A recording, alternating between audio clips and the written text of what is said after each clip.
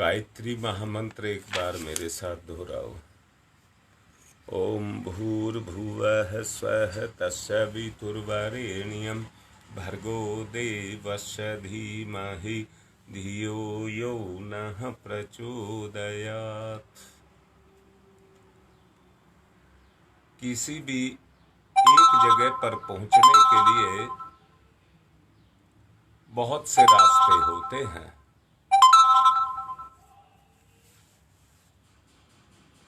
ईश्वर का जो रास्ता है वो चारों तरफ से खुला पड़ा है।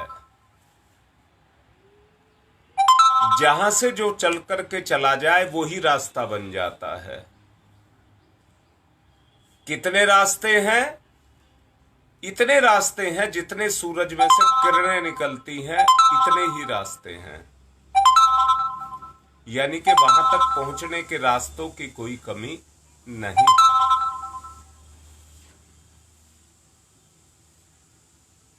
केंद्र एक ही है। पगडंडियां बहुत सारी हैं। उन सड़कों और पगडंडियों की राहें अलग अलग हैं और उनके बीच में मील के पत्थर भी अलग अलग हैं जो घड़ करके लगाए गए हैं। वृक्ष कुएं कितने ही क्यों ना हो, अलग अलग होने के कारण उनमें भिन्नता तो होती है, पर सारे के सारे कुआं एक ही धरती के स्रोत से जुड़े हुए हैं। उनकी गहराई में अंतर हो सकता है, परंतु सिस्टम में जो उनका सिस्टम है उसमें कोई भी अंतर नहीं है। पेड़ पौधे कितने ही हैं धरती पर, उनके उगने का जो प्रमाणिक तरीका है वो ही सबके साथ लागू होता है। अब ये कहा जाए, साधना के संबंध में भी यही बात लागू होती है। लक्ष्य एक ही है, सबका एक ही लक्ष्य है। वो लक्ष्य है भगवान की प्राप्ति। आत्मा और परमात्मा का संयोग, सारे का सारा सरंजाम केवल एक ही बात के लिए है, और वो है ईश्वर प्राप्ति। सब केवल एक ही बात पर लगे हुए हैं। पर मैं एक बात पूछ रहा हूं, क्या आप आत्मा के अस्तित्व को और परमात्मा के अस्तित्व को स्वीकार करते हैं? अगर करते हैं तो सच्चाई से बताओ, ईश्वर पर आपका विश्वास कितना है? अब दूसरी बात कहता हूं, आपकी अंतरात्मा या कहिए ईश्वर आप पर कितना विश्वास करता है? बस आत्मा और परमात्मा का संयोग यही है कि जितना ईश्वर आप पर विश्वास करता है, मैं ये कहता हूं, कुछ भी प्राप्त करने के लिए साधन और पात्र चाहिए। साधन और पात्रता चाहिए। पात्रता से साधन का प्रयोग किया जाता है और साधन से उसकी उपलब्धि की जाती है। आत्मा और परमात्मा का मिलन संयोग है ये। परंतु अभ्यास की बात को कहिए, आपका ईश्वर में अभ्यास कितना है? आपका ईश्वर में समर्पण कितना है? जितना समर्पण, जितना समावेश। अभी कुछ समय पहले जो आपसे कहा गया था, ईश्वर के गर्भ में घुस जाओ, गुरु के गर्भ में घुस जाओ, वो इसीलिए कहा था कि आपका ईश्वर में समावेश कितना है। दूसरे शब्दों में कहूं, साधक की रुचि, क्षमता, श्रद्धा, भावना, शारीरिक और मानसिक स्थिति, अवगत परंपरा, अनेक बातों को ध्यान में रखना होता है। अनेक बातों को ध्यान में रखना होता है। सच को ये देखो, इसके अतिरिक्त तो और कोई रास्ता नहीं है। इसके अतिरिक्त कोई रास्ता नहीं है, केवल एक ही रास्ता। मैंने अभी कहा था, मार्ग अनेक हो सकते हैं पर लक्ष्य एक है। चारों तरफ से दुनिया जाती है, सागर एक है पर चारों तरफ से नदियां उसमें जाकर के मिलती हैं। आप सबकी राह अनेक हो सकती हैं, पर सबको एक ही लक्ष्य रखना है। एक ही रोग के कई रोगी हो सकते हैं, पर उनके रोग को देखते हुए, रोग एक है पर उसके समाधान के लिए उसकी चिकित्सा के जो साधन है, तरीके हैं, वो अलग अलग है। चिकित्सक को ये तोल करके कि कितनी मात्रा में कितनी दवाई दी जाए कि रोग से निवारण हो जाए, वो चिकित्सक को निर्धारित करना पड़ता है। अलग अलग बीमारियां कितनी तरह की होती हैं। कई बार एक ही बीमारी के स्वरूप मिलते जुलते होने के बावजूद भी बीमारी कहीं भिन्न होती है। चिकित्सक को स्वयं निर्णय लेना होता है कि कैसे किया जाए, क्या किया जाए। अब मैं भी आपको ये कह रहा हूं कि आपको अपनी वास्तविक स्थिति को देखना होगा, समझना होगा। जब आप अपनी वास्तविक स्थिति को समझेंगे और वो आपको समझ आएगी। मैं फिर दोबारा से बोल रहा हूं, जब व्यक्ति को आकर के बीमारी घेर लेती है तो फिर उसको ना चाह करके भी डॉक्टर याद आता है। उसको डॉक्टर याद आता है और वो अंदर से ही दौड़ करके अपनी जान बचाने के लिए डॉक्टर के पास जाता है। अब मैं भी आपसे ये कह रहा हूं, आपको अपनी स्थिति का मूल्यांकन करना होगा कि मेरी वास्तविक स्थिति क्या है। उसका मूल्यांकन आपको करना होगा और मूल्यांकन करने के बाद आपको अपना निर्धारण करना होगा। बड़े ही अपनेपन के साथ एक बात को कह रहा हूं, भेड़ चाल कभी नहीं चलना। भेड़ चाल कभी नहीं चलना। भेड़ के आंख होते हुए भी भेड़ को अंधा कहा जाता है और इसलिए कहा जाता है कि वो अंधा अनुकरण करती हैं। एक खड्डे में, कुएं में गिरती है तो दूसरी गिरने के बाद ये सोचती है कि मैं कहां हूं। अगर गिरने से पहले ही ये देख ले, अपनी बुद्धि का इस्तेमाल कर ले कि ये तो खड्डे में गिर रही है, इसके पीछे तू क्यों खड्डे में गिर रही है? कोई और थोड़ी गिर रहा है, कोई और थोड़ी गिर रहा है। दूसरा तो आपको प्रेरित करेगा ही करेगा, परंतु आप क्यों प्रेरित हो रहे हैं? अपना भला बुरा सोचिए, अपना भला बुरा सोचिए। अनुष्ठान के माध्यम से एक ही लक्ष्य रखा गया है और वो लक्ष्य क्या है? आपकी प्रसुप्त शक्तियां सक्रिय और जागृत हो जाएं। आपकी प्रसुप्त शक्तियां जागृत हो जाएं।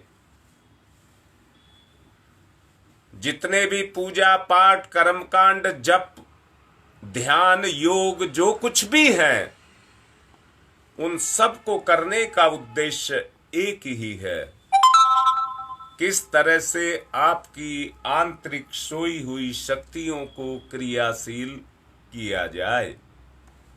शिक्षक की परंपरा और विद्यार्थी की अभिरुचि पात्रता की दोनों ही प्रकार से देखभाल करनी पड़ती है।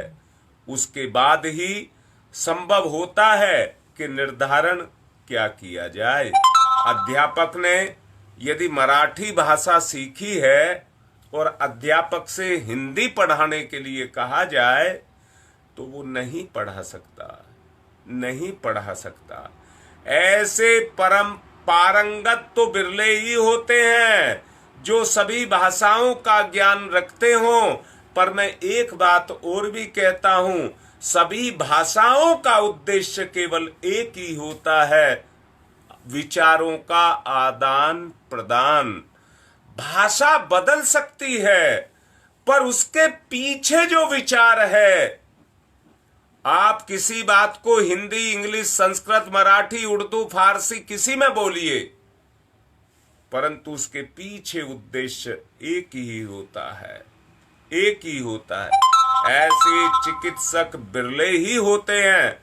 आज हमारे यहाँ पर कितनी पैथियां हैं, एलोपैथी है, आयुर्वेद है, होम्योपैथी है, और आज तो पंचकर्म चल गया है, और कई और तरह तरह के वो पैथियां, मिट्टी से स्नान, कटी स्नान, पता नहीं कितने तरह के स्नान शुरू हो गए हैं, पर उन सब का उद्देश्य केवल एक ही है।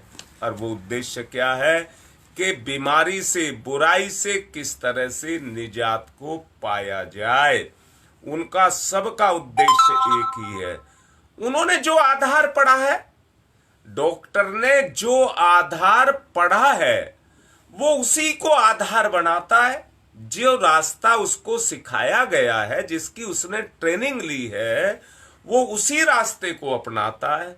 देख लो, स्कूल में जो डॉक्टर है, उसने अपने विद्यालय में जिस चीज को पढ़ा है, वो उसी को तो आधार बना करके अपने रोगी की चिकित्सा करेगा, उसी को आधार बनाता है और चिकित्सा करता है। फिर चाहे वो अनुकूल पड़े या प्रतिकूल पड़े। यही कारण है साधकों के व्यक्तित्व और स्तर देख करके शिक्षक के निजी अनुभव के द्वारा ये अनुमान लगा करके निर्धारण किया जाता है कि उसे किस आधार पर योगाभ्यास में बैठाया जाए। अब एक बात की गई है, सबको केवल एक ही चीज पर जोर दिया गया है, जहां आपकी अंतरात्मा घृणा करे। हमने गुरु को आधार बनाया है, मां गायत्री को आधार बनाया है। जो घृणा होगी वो मेरे द्वारा नहीं होगी, मेरे द्वारा तो गलत काम होगा। मेरा मन तो मुझे बुराई की तरफ खींच करके लेकर के जाता है। अगर नहीं जाता तो आज इस साधना की आवश्यकता आपको नहीं पड़ती। जो साधना आप कर रहे हैं वो इसलिए तो कर रहे हैं कि विचार दूषित हो गया है, विचार गंदगी की तरफ जाने लग गया है, इसलिए हमें इसकी आवश्यकता पड़ रही है। अब मैं फिर से कह रहा हूं, अगर हम इस स्तर से गिरते ना, अगर इस स्तर से हम गिरते ना, तो हमें इन सब चीजों की आवश्यकता नहीं पड़ती। आपको एक बात और देखनी होगी, मेरा एक कहना और मान लीजिए। हर आदमी का अपना वजन उठाने की क्षमता होती है। कोई 20 किलो उठा लेता है तो कोई 100 किलो भी उठा लेता है। हर आदमी की अपनी अपनी क्षमता होती है, परंतु 20 किलो उठाने वाला धीरे धीरे योगाभ्यास करता चला जाए तो वो भी एक दिन 100 किलो को उठाने लग जाता है। और 100 किलो वाला अगर अभ्यास को छोड़ दे तो एक दिन वो 100 किलो नहीं 20 किलो पर आ जाता है। मैं फिर से कह रहा हूं, इसलिए अभ्यास नितांत आवश्यक है। अभ्यास नितांत आवश्यक है। आप चाहे जप करते हो, आप चाहे जप करते हो, आप चाहे और कर्मकांड करते हो, आप चाहे व्रत करते हो, आप चाहे पूजा पाठ करते हो, ये सब अभ्यास हैं। ये केवल सब अभ्यास हैं। परंतु सच को देखो, अगर अभ्यास के पीछे आपकी मंजिल नहीं है तो उसका कोई लाभ नहीं होगा। उसका कोई भी लाभ नहीं होगा। लाभ तभी ही होगा जब उसके पीछे आपकी मंजिल होगी।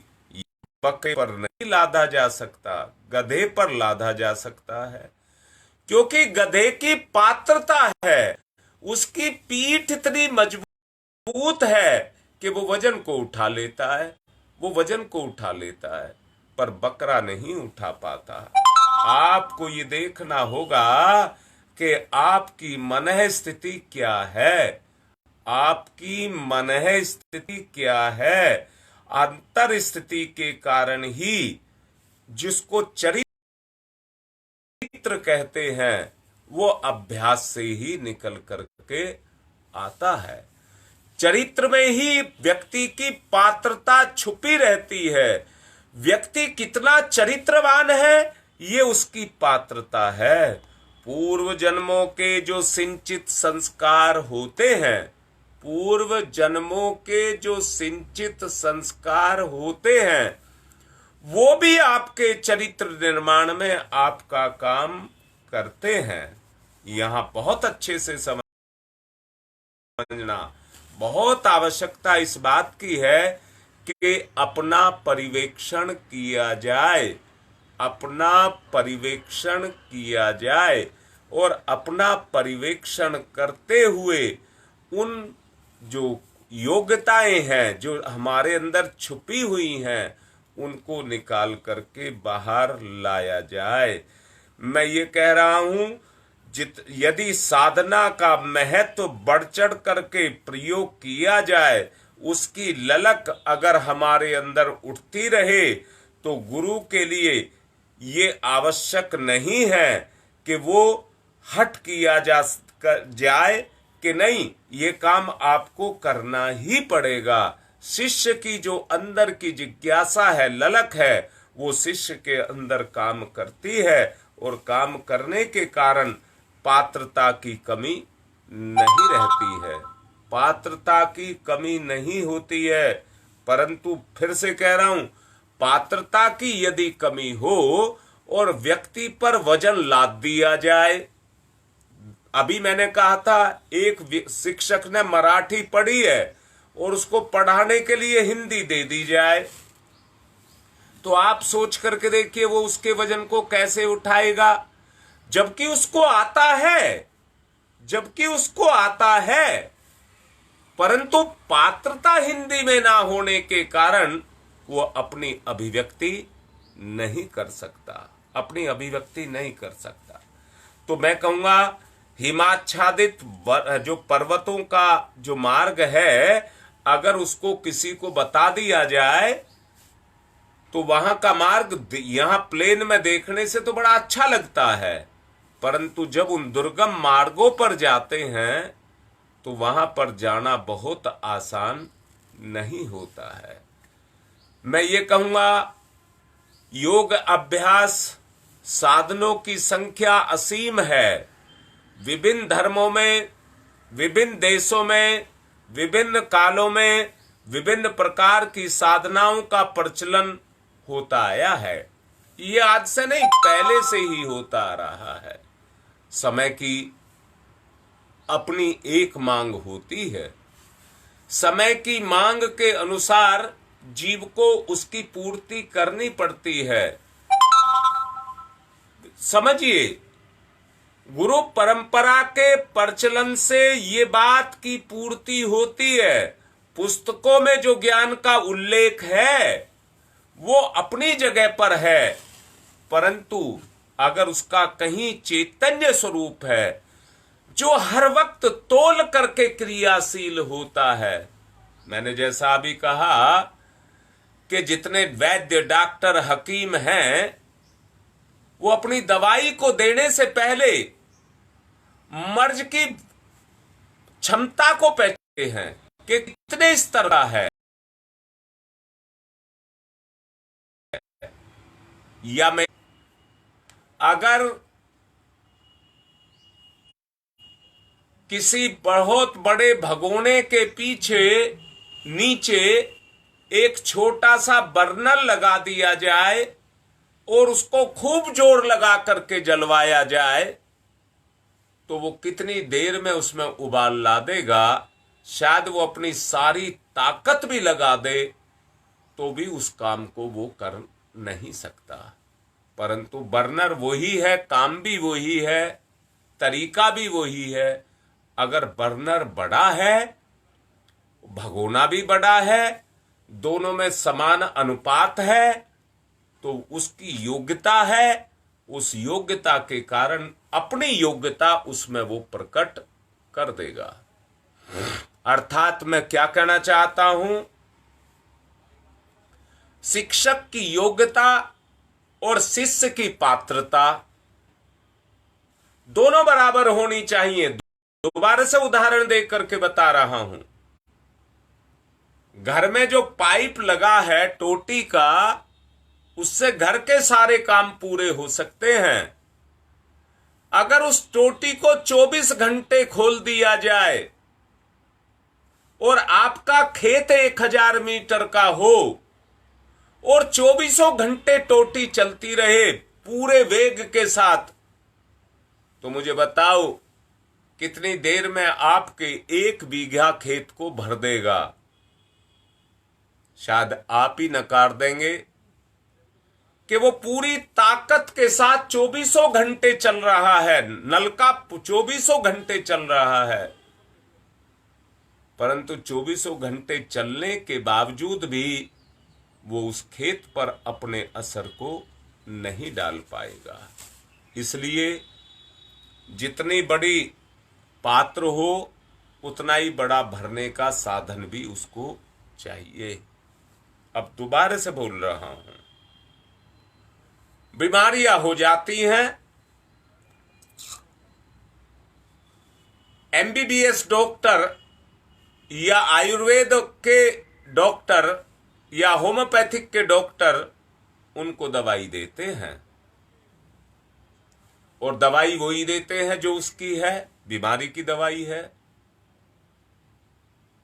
परंतु बीमारी हिल कर के नहीं देती, टस से मस नहीं होती, उसका कोई लाभ नहीं होता।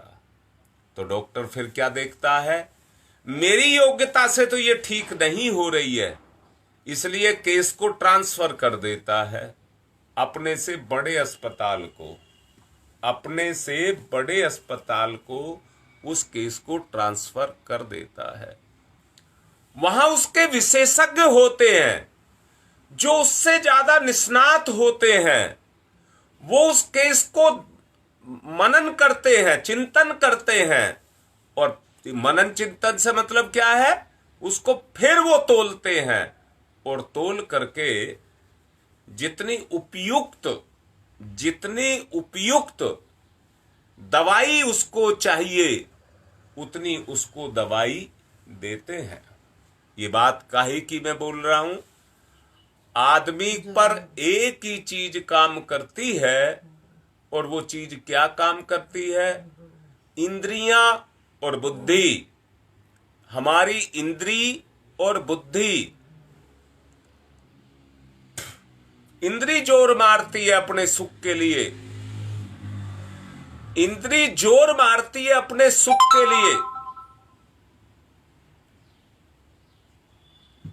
और बुद्धि उसका समर्थन करती है और शक्ति देती है। परंतु यहां फिर से कह रहा हूं, हमारा जो अचेतन मन है, जिसमें सभी तरह के संस्कार भरे हुए हैं, अगर हम अपने अचेतन मन को किसी भी तरह से जागृत करते चले जाएं, जिसमें वो क्षमताएं भरी हुई हैं, गुण भरे हुए हैं, जो ईश्वरीय गुण है या आत्मा के गुण हैं, अगर किसी तरह से आप उसको क्रियाशील कर लें, और क्रियाशील करने का जो तरीका है उस तरीके को योग कहते हैं। योग विश्व भर में अपनी अपनी पात्रता के अनुसार व्यक्ति साधनों का प्रयोग कर रहा है जो ईश्वर प्राप्ति में सहायक होता है, परंतु उसका अनुकरण करने वाले भी पीछे लगे रहते हैं। अपनी पात्रता के अनुसार अगर कोई निखर करके आता है, अपनी अपनी पात्रता के अनुसार कोई अगर निखर करके आता है, तो दूसरे लोग भी आकर के उसका अनुसरण करने लग जाते हैं। मैं यहां ये कहूंगा, इसको दो खंड में बांटना होगा, एक शारीरिक, दूसरा सामाजिक। शारीरिक योगों में आसन, प्राणायाम, जप, इनकी गणना होती है। जनेंद्री और ब्रह्मरंध्र, मस्तिष्क का मेरुदंड में चलने वाली ईडा और पिंगला विद्युत की जो धाराएं हैं वो कुंडली जागरण के काम आती हैं, उस उद्देश्य को पूरा करती हैं। ये भी शारीरिक विद्युत का ही चमत्कार है। इसके अतिरिक्त ध्यान प्रमुख है। ध्यान की कितनी ही शाखाएं, प्रशाखाएं समाज में प्रचलित हैं। नाद योग, ध्यान योग, त्राटक योग, लय योग, ये मानसिक साधनाएं हैं।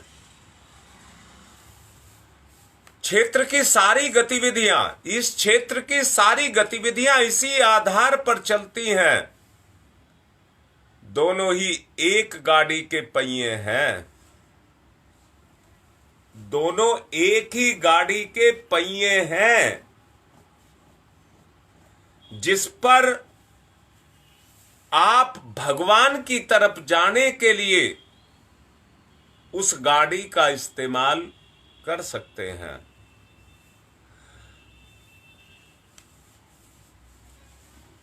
शारीरिक साधना को संयम कहते हैं, और इन जो चार रूप में बताई गई है, कल आपको बताया गया है। इंद्रिय संयम, अर्थ संयम, समय संयम और विचार संयम, ये चार तरह की होती है, जो प्रत्यक्ष है और परिशोधन करती है।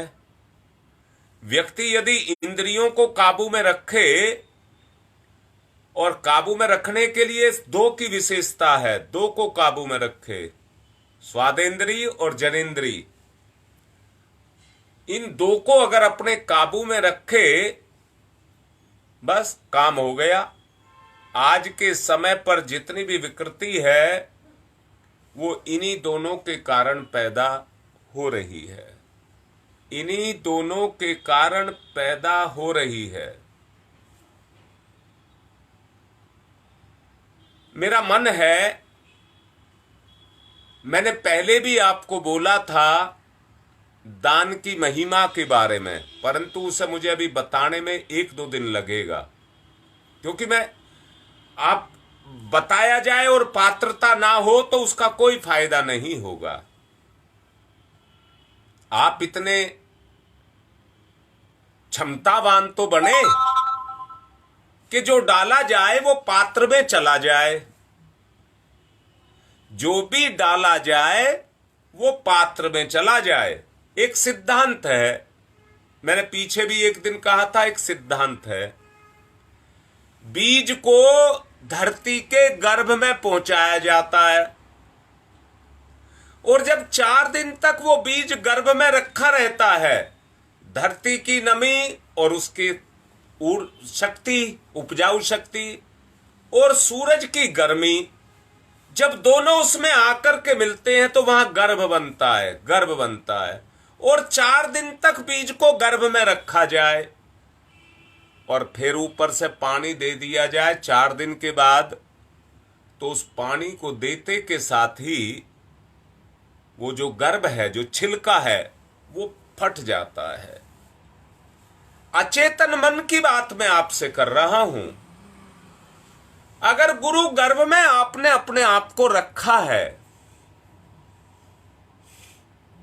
1 महीने का समय दिया गया था, 1 महीने का समय दिया गया है। 1 महीने के बाद में उस जल का अभिसिंचन, जिस तरह से मैंने कहा बीज को जल दिया गया और वो फोड़ करके अंकुर बाहर निकल आया, उस प्रक्रिया को किया जाएगा। हम सब उस प्रक्रिया के महतहत हो गए हैं। जो अनुशासन को तोड़ेगा वो इसकी उम्मीद ना करे। इसलिए जो पूर्ण अनुशासन है, मैं फिर से कह रहा हूं, अगर पहिया आपका लड़खड़ाया, 2 भाग में बांटा है, एक शारीरिक, दूसरा सामाजिक, एक सांसारिक और दूसरा सामाजिक, 2 भाग में, और अध्यात्म की गाड़ी के ये 2 पहिए बताए गए हैं। एक पहिया भी लड़खड़ाता है तो पूरी गाड़ी लड़खड़ाती है। दूसरा, एक पहिया लड़खड़ाने लगा तो दूसरा अकेले उसे लेकर के अग्रसर नहीं हो सकता, अग्रसर नहीं हो सकता। इसी प्रकार आकस्मिक प्रगति के लिए किए गए योगाभ्यास सफल नहीं हो पाते हैं। मेरा आपको कहने का मतलब क्या है? अगर आप बाह्य रूप से ध्यान कर रहे हैं, 2 ध्यान आपको दिए गए हैं, 13 माला का जप आपको दिया गया है, परंतु एक बात और भी तो कही गई है कि आपकी अंतरात्मा आपको कचोटती होगी। ये दूसरे वाला भाग है। एक भाग तो ये हो गया, वो दूसरे वाला भाग है। अगर दोनों पहिए बराबर चल रहे हैं, टाइट हैं दोनों पहिए, आपने देखा हो साइकिल का पहिया देखा होगा, उसके 2 पहिए होते हैं। अगला पहिया तो ठीक है और पिछले पहिए की तीलियां ढीली हैं, तो पहिया लचर पचर करने लगेगा, लचर पचर करने लगेगा और पूरी साइकिल डगमगाने लग जाएगी, डगमगाने लग जाएगी। इसलिए दोनों पहियों को टाइट करना होता है, टाइट करना होता है, जिससे उनकी क्रियाशीलता में किसी तरह का अवरोध पैदा ना हो। उनकी क्रियाशीलता में किसी तरह का अवरोध पैदा ना हो।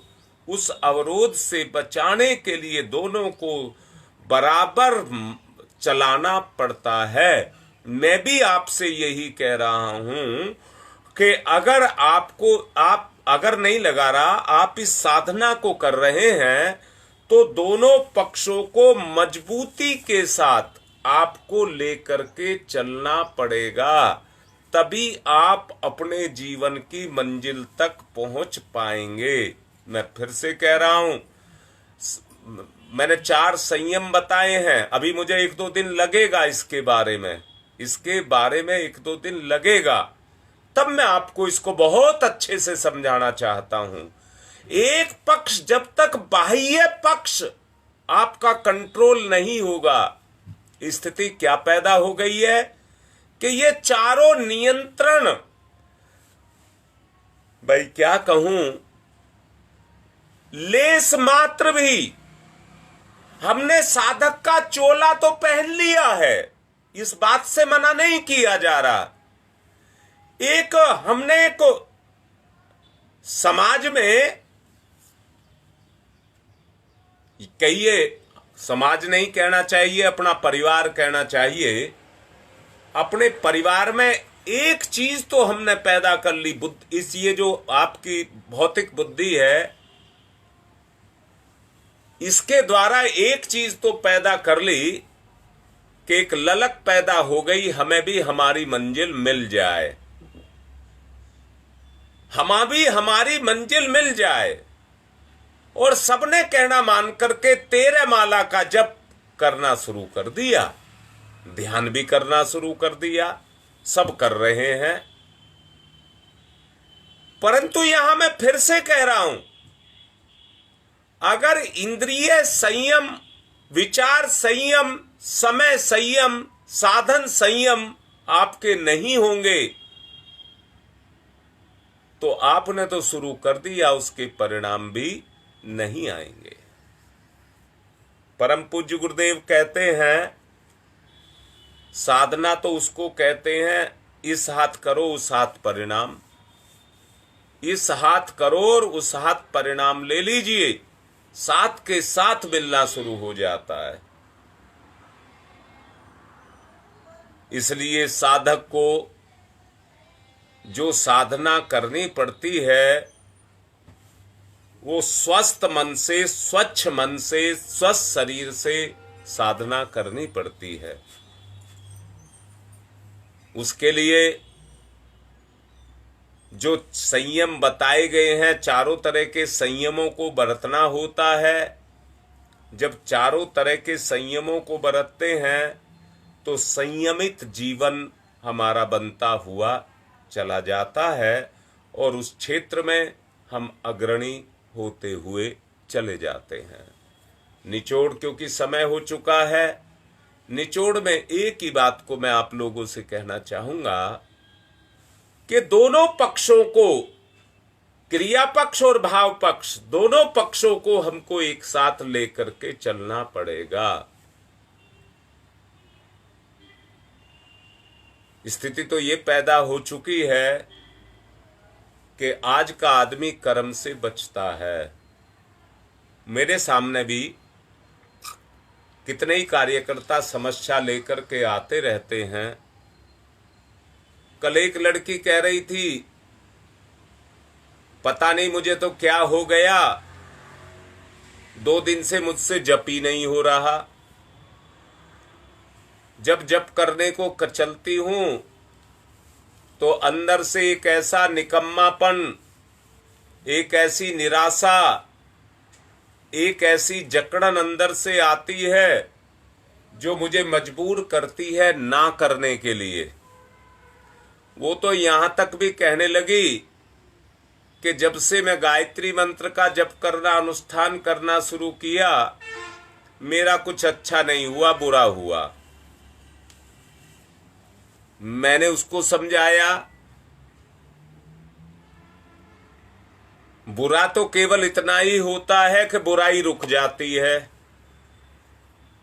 जब आप गायत्री मंत्र की या साधना करना शुरू करेंगे तो जो उसकी प्रेरणा है वो काम करना शुरू कर देती है, आपकी जो खुली छूट है उसको बंद कर देती है, और तो कोई नुकसान नहीं होता। मैंने कहा 2 क्षेत्र आपको बताए, एक जिव्या का क्षेत्र और एक जनेंद्री का क्षेत्र। दोनों क्षेत्रों में घाटा होने लग जाता है, और तो कहीं घाटा होता नहीं है। अगर आप उसको घाटा समझते हैं, उसी घाटे में आपका फायदा है। अगर आप पहचान रहे हैं जो मेरा घाटा हो रहा है वही मेरा फायदा करता चला जा रहा है, जितना घाटा हो रहा है उतना ही फायदा होता चला जा रहा है। लड़की कह रही है मेरा मन नहीं करता। मैंने उसको केवल एक बात कही कि लड़ने की हिम्मत तेरे अंदर नहीं है। बुराई से लड़ने की, बुराई तो जग गई, बुराई तो अपना काम करने लग गई, पर उस बुराई से लड़ने की ताकत तेरे अंदर नहीं है, इसलिए तू अपने घुटने टेक रही है। खैर, बात को विस्तार से समझाऊंगा। आज का समय पूरा हो रहा है, इसलिए आज की बात को यहीं पर रोक रहा हूं। कल फिर इसी बात को आपको समझाऊंगा। ओम शांति ही शांति ही शांति ही।